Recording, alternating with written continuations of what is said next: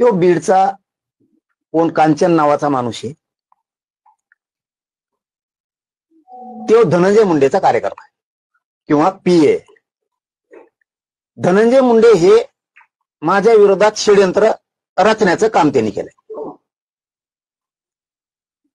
मग जवळचं कोण धरायचं, तर मग हाय का कोणी शोधायला सुरुवात केली असेल किंवा यांची पहिलीच ओळख असेल. तर ह्या बीडचं पोरगा का कोणी तो पीए का कार्यकर्ता त्यांनी ह्या आरोपींना घेतलं. यांनी सांगितलं असं आमजवळ हाई किंवा आम्ही मारतो, काय त्यांना माहित, आता ते तपासात होईल म्हणून तर बोला ना मी जास्त.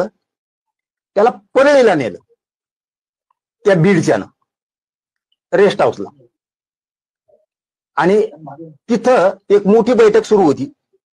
ती बैठक धनंजय मुंडेंनी सोडली. हे आल्याला कळालं की याच्यापाशी 10-20 मिनिटाचा वेळ दिला. आधी तिथंच एक आरोपी नेला होता याच्यातला, आधी यांना आरोपीच म्हणून आपण यांना तिथं नेलेलं होतं. तिथं एक आधीच दुसरा होता ह्याच दोन्हीतला. तो बाहेर आल्यावर तो म्हणला आता शोधावं लागेल काय आहे काय नाही. धनंजय मुंडे संग चर्चा करून बाहेर आल्याला शिव म्हणला आता शोधावं लागेल. तेवढ्यात तो म्हणला माझ्याजवळ हायलय मोठ, मी लागन ते देतो. मग यांची तिथं